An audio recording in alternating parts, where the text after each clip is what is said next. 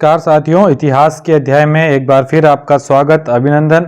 आज के इस वीडियो में हम चर्चा करेंगे कक्षा 10 भूगोल के अध्याय 1 संसाधन और विकास से बनने वाले अति महत्वपूर्ण वैकल्पिक प्रश्नों के बारे में। आइए शुरुआत करते हैं पहले प्रश्न से। पहला प्रश्न आपके सामने है। हमारे पर्यावरण में उपलब्ध वस्तुओं की रूपांतरण प्रक्रिया निम्न में से किसके क्रियात्मक संबंध में निहित है? और आप विकल्प देखिए। ये प्रश्न हमने जब पार्ट 1 पढ़ा है वीडियो के माध्यम से, तो उसमें इसकी चर्चा की है। विकल्प देखिए, प्रकृति, प्रौद्योगिकी और कृषि। दूसरा विकल्प है प्रकृति, कृषि और पशुपालन। तीसरा विकल्प है प्रकृति, प्रौद्योगिकी और संस्था। और चौथा विकल्प है इनमें से कोई नहीं। तो इस प्रश्न का जो सही उत्तर है वो हो जाएगा विकल्प सी, प्रकृति, प्रौद्योगिकी और संस्था। अब अगले प्रश्न को देखिए। समाप्यता के आधार पर संसाधन के प्रकार हैं। समाप्यता के आधार पर संसाधन के प्रकार कौन कौन से हैं? जैव, अजैव, व्यक्तिगत, सामुदायिक, नवीकरण और अनवीकरण तथा संभावित और विकसित। ये सारे प्रकार हमारे उसमें दिए हुए हैं। हमने एक एक करके इनके बारे में चर्चा भी की है। समाप्यता मतलब क्या होता है? लिमिट। उसके आधार पर प्रकार होते हैं नवीकरण योग्य और अनवीकरण योग्य। अब अगला प्रश्न देखिए। निम्न में से कौन सा जैव संसाधन का प्रकार नहीं है? यानी कि वो संसाधन नहीं है जिसके अंदर जीव हो। तो पशुओं में जीव होता है, और मत्स्य जीवन मछलियों में जीवन होता है, प्राणी जात प्राणियों में होता है। यहाँ चट्टान जो है इसका सही उत्तर हो जाएगा, यानी कि बी वाले विकल्प को आप लगा दीजिए। अगला प्रश्न है, जीवाश्म ईंधन किस प्रकार के संसाधन है? पुनः चक्रीय, अचक्रीय, दोनों या दोनों नहीं। तो इसका सही उत्तर बताना आपको। जीवाश्म ईंधन किस प्रकार के संसाधन है? तो इस प्रश्न का सही उत्तर हो जाएगा अचक्रीय। अब अगले प्रश्न को ध्यान से देखिए। धातुएं किस प्रकार की संसाधन है? पुनः चक्रीय, अचक्रीय, दोनों या दोनों नहीं। विकल्प वो के वही है जो पूर्व प्रश्न में थे। यहाँ इसका सही उत्तर हो जाएगा पुनः चक्रीय, यानी कि धातुएं पुनः चक्रीय हैं और जीवाश्म ईंधन जो है अचक्रीय हैं। इसके बाद अगले प्रश्न को देखिए। किसी भी देश का नियंत्रण उस देश की तट रेखा से रिक्त स्थान किलोमीटर तक के समुद्री क्षेत्र पर होता है। 150, 180, 200 या 154। तो इस प्रश्न का सही उत्तर हो जाएगा 200, यानी कि उस देश का नियंत्रण 200 किलोमीटर तक होता है। अब अगले प्रश्न को देखिए। अगला प्रश्न है, वे संसाधन जो किसी देश में विद्यमान होते हैं परंतु उनका उपयोग नहीं किया गया है, वे कौन से संसाधन कहलाते हैं? अंतर्राष्ट्रीय, संभावित, सामुदायिक या इनमें से कोई नहीं। तो वे संसाधन जो किसी प्रदेश में है पर उनका उपयोग अभी तक नहीं हुआ है, उन संसाधनों के लिए जो सही उत्तर है वो हो जाएगा संभावित संसाधन, जिनका उपयोग नहीं हुआ है। 8वां प्रश्न देखिए। वे संसाधन जिन्हें उपलब्ध तकनीकी ज्ञान की सहायता से प्रयोग में लाया जा सकता है परंतु इनका उपयोग अभी आरंभ नहीं हुआ है, यानी कि तकनीक का उपयोग करके उनको काम में तो ला सकते हैं लेकिन अभी उनका उपयोग करना शुरू नहीं किया है, तो ऐसे संसाधनों को कहा जाएगा संचित कोश। 4 विकल्प थे, तो सही उत्तर हो जाएगा संचित कोश। अब अगला प्रश्न देखिए। अगला प्रश्न है, संसाधन रिक्त स्थान की देन है। संसाधन किसकी देन है? प्रकृति की, समाज की, प्रौद्योगिकी या इनमें से कोई नहीं। तो सही उत्तर हो जाएगा प्रकृति। संसाधन प्रकृति की देन है। अगला प्रश्न है, संसाधन के अंधाधुंध शोषण से वैश्विक परिस्थिति संकट पैदा हो गया है। निम्न में से कौन सा वैश्विक संकट नहीं है? कौन सा वैश्विक संकट है? तो 4 विकल्प है, भूमंडलीय तपन, ओजोन परत अपक्षय, पर्यावरण प्रदूषण और उपरोक्त सभी। तो यहाँ इस प्रश्न का सही उत्तर हो जाएगा उपरोक्त सभी, यानी कि संसाधन के अंधाधुंध शोषण से जो वैश्विक संकट उत्पन्न हो रहा है। तो ऐसे वैश्विक संकट कौन कौन से हैं तो ये आपके सामने दिए गए हैं। अगर ये सेशन आपको अच्छा लग रहा है तो इसको लाइक कर दीजिए, कमेंट करके अपना सुझाव दीजिए कि आपको ये कैसा लग रहा है। अब प्रश्न क्रमांक 11 देखिए। रियो डी जेनेरो पृथ्वी सम्मेलन के बारे में कौन सी बात गलत है? कौन सी सम्मेलन के बारे में बात गलत है? आप देखिए, यह जून 1992 में आयोजित हुआ था, यह बात सही है।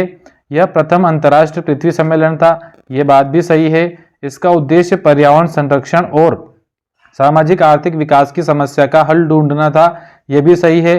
क्या यह अमेरिका में आयोजित हुआ था? तो नहीं, यह रियो डी जेनेरो शहर ब्राजील देश में आयोजित हुआ था। तो यहाँ आपको डी विकल्प लगाना है, ये बात गलत है।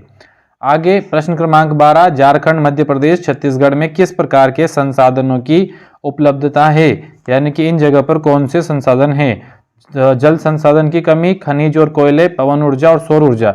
तो यहाँ पर खनिज और कोयले पाए जाते हैं, ये हमने वीडियो में चर्चा भी की थी। झारखंड, मध्य प्रदेश और छत्तीसगढ़ में खनिज और कोयले पाए जाते हैं। अगला प्रश्न है, ध्यान से पढ़िए इसको। प्रश्न है, लद्दाख में किस प्रकार का मरुस्थल है? गर्म, शीत, दोनों या दोनों नहीं? तो लद्दाख में पाया जाता है ठंडा मरुस्थल यानी कि शीत मरुस्थल, यहाँ इसका सही उत्तर हो जाएगा। अगला प्रश्न है, हमारे पास पेट भरने के लिए बहुत कुछ है लेकिन पेटी भरने के लिए नहीं, यह कथन किसका है? जब पाठ पढ़ा था तो यह प्रश्न भी सामने आया था, तो इसका सही उत्तर था महात्मा गांधी, यानी कि यह कथन था महात्मा गांधी का। अगला अति महत्वपूर्ण प्रश्न देखिए, पुस्तक स्माइल इज ब्यूटीफुल के लेखक कौन है? गांधी, सुमेसर, क्लब ऑफ रोम, रेबमान? तो उसके लेखक हैं सुमेसर। सुमेसर यहाँ से इसका सही उत्तर हो जाएगा। अगला प्रश्न देखिए, किस आयोग द्वारा सतत पोषणीय विकास की संकल्पना प्रस्तुत की गई थी? कौन से आयोग में सतत पोषणीय विकास की संकल्पना दी गई थी? तो यहाँ इसका जो सही उत्तर होगा वह हो जाएगा विकल्प डी, यानी कि ब्रुंडलैंड आयोग द्वारा इसकी संकल्पना दी गई थी। अगला प्रश्न देखिए, ब्रुंडलैंड आयोग की रिपोर्ट किस शीर्षक से प्रकाशित हुई थी? प्रकृति के लिए एक कदम, पर्यावरण संरक्षण हमारी जिम्मेदारी, हमारा साझा भविष्य, प्रदूषण मुक्त पृथ्वी? तो यहाँ सही उत्तर हो जाएगा हमारा साझा भविष्य।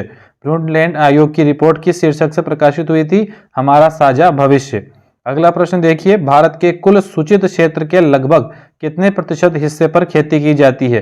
तो कितने प्रतिशत हिस्से पर खेती होती है? अगर आपने पाठ को ध्यान से पढ़ा हो तो इसका सही उत्तर है 54% हिस्से पर यह खेती की जाती है। अगला देखिए, अगला है पंजाब और हरियाणा में कितने प्रतिशत भाग पर खेती होती है? पंजाब हरियाणा में, तो पंजाब हरियाणा में 80% भाग पर खेती होती है। ए विकल्प आप लगा दीजिए। अगला आसान सा प्रश्न है, राष्ट्रीय वन नीति 1952 के अनुसार कुल भौगोलिक क्षेत्र के कितने प्रतिशत भाग पर वन होना चाहिए? तो यह है 20वां प्रश्न और यहाँ सी विकल्प सही हो जाएगा। आगे चलते हैं अगले प्रश्न पर, यानी कि जो अगला प्रश्न है वो है, घेर कृषि प्रयोजन में लगाई गई जो भूमि है वो क्या क्या है, उसमें क्या क्या चीजें बनी हुई है? बस्तियां हैं, सड़कें हैं, रेल लाइन है, उपरोक्त सभी? तो यहाँ इसका सही उत्तर हो जाएगा उपरोक्त सभी। घेर कृषि प्रयोजन में लगाए गए भूमि में आते हैं उपरोक्त सभी। आगे अगला प्रश्न है, मध्य प्रदेश और उड़ीसा में भूमि निम्नीकरण का प्रमुख कारण क्या है? खनन, वनोन्मूलन, अति पशुचारण या अधिक सिंचाई? तो मध्य प्रदेश और उड़ीसा में इसका जो मूल कारण है वह सामने दिखाई देता है वनोन्मूलन। अगला प्रश्न देखिए आप, पंजाब, हरियाणा और पश्चिम उत्तर प्रदेश में भूमि निम्नीकरण का प्रमुख कारण क्या है? और यहाँ भी वही 4 विकल्प हैं। तो इस प्रश्न को ध्यान से पढ़ने पर आपको पता चलता है कि पंजाब वाला जो क्षेत्र है वहां पर अति सिंचाई एक समस्या है, तो इसका कारण है भूमि निम्नीकरण, यानी कि भूमि के खराब होने का कारण जो है वो है अति सिंचाई। अगला महत्वपूर्ण प्रश्न देखिए, मृदा सबसे महत्वपूर्ण रिक्त स्थान है, क्या है ये? अनवीकरण योग्य प्राकृतिक संसाधन या नवीकरण योग्य कृत्रिम संसाधन या नवीकरण योग्य प्राकृतिक संसाधन या अनवीकरण योग्य कृत्रिम संसाधन? तो इसका सही उत्तर हो जाएगा विकल्प सी, यानी कि नवीकरण योग्य प्राकृतिक संसाधन। अगला प्रश्न देखिए, मृदा किस प्रकार के पदार्थ से बनती है? जैव, अजैव, दोनों या दोनों नहीं? तो मृदा जो है वो बनती है दोनों प्रकार के संसाधनों से। जैव और अजैव जो दोनों प्रकार के पदार्थ हैं, इन पदार्थों से मृदा का निर्माण होता है। अगला अति महत्वपूर्ण प्रश्न देखिए, लेटराइट शब्द ग्रीक भाषा के किस जो शब्द हैं लेटर उससे लिया गया है? तो लेटर का अर्थ यहाँ क्या होता है? लेटराइट मृदा के संबंध में, पत्थर, मिट्टी, ईंट या पत्र?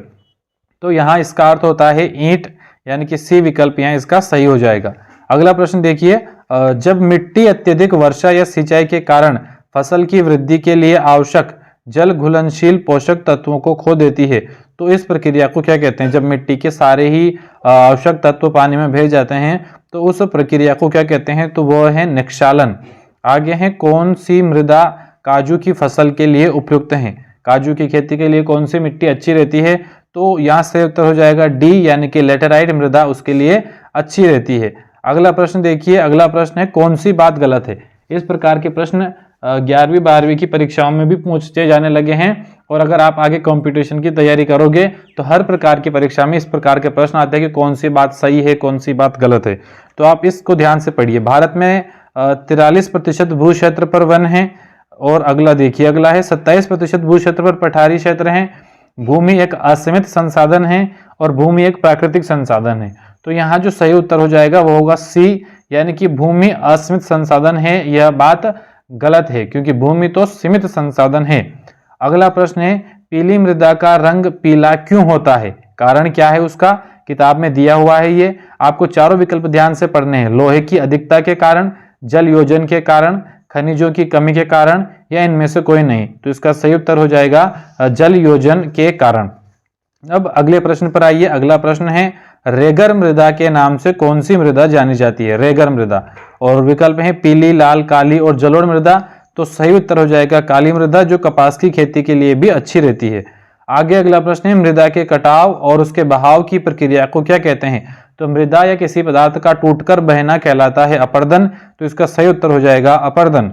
आगे, बहता हुआ जल मृत्तिकाओं युक्त मृदाओं को काटते हुए गहरी वाहिकाएं बनाता है। इन वाहिकाओं को क्या कहते हैं? तो इन वाहिकाओं को अवनालिका कहते हैं। 34वां प्रश्न देखिए, निम्न में से किस प्रांत में सीढ़ीदार खेती की जाती है?